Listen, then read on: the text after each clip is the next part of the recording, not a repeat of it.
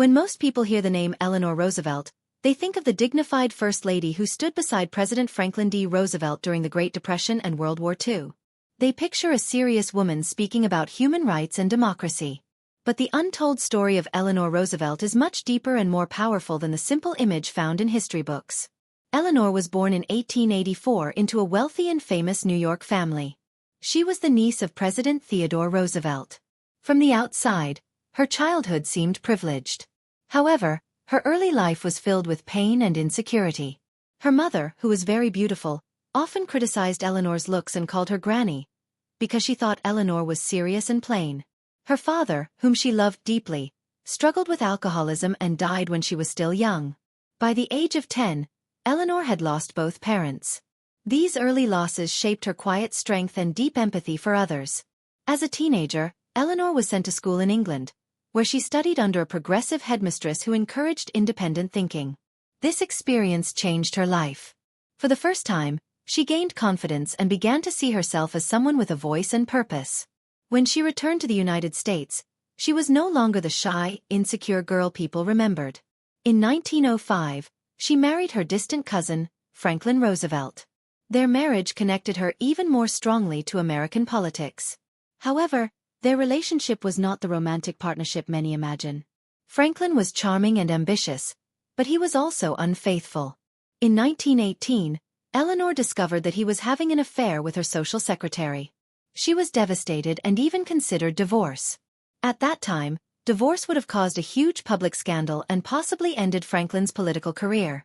Under family pressure, they remained married, but their relationship changed. From that point on, Eleanor focused more on her own work and independence. When Franklin became president in 1933, Eleanor redefined what it meant to be First Lady. Before her, most First Ladies hosted social events and stayed in the background. Eleanor traveled across the country, visiting coal miners, factory workers, soldiers, and poor communities. She listened to their problems and reported back to the president. She held press conferences for women reporters only, giving female journalists opportunities in a male-dominated profession. She also wrote a daily newspaper column called My Day, where she shared her thoughts and experiences directly with the public. During World War II, Eleanor visited troops overseas and spoke out against racial discrimination. She strongly supported civil rights for African Americans at a time when such views were unpopular, even in the White House. One famous moment came when she resigned from the Daughters of the American Revolution, after they refused to allow black singer Marian Anderson to perform in their hall. Eleanor arranged for Anderson to sing at the Lincoln Memorial instead, sending a powerful message about equality.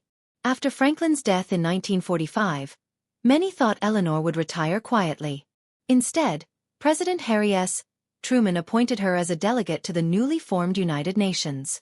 There, she played a key role in drafting the Universal Declaration of Human Rights in 1948.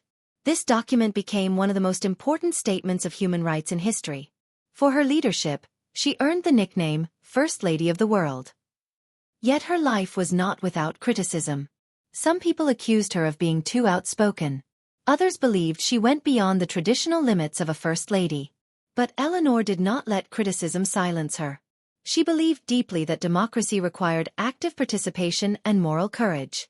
The untold story of Eleanor Roosevelt is not just about politics. It is about personal growth.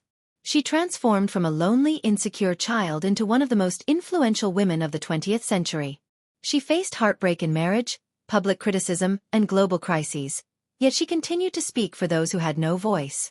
When she died in 1962, the world mourned not just a former First Lady, but a tireless advocate for justice and human dignity.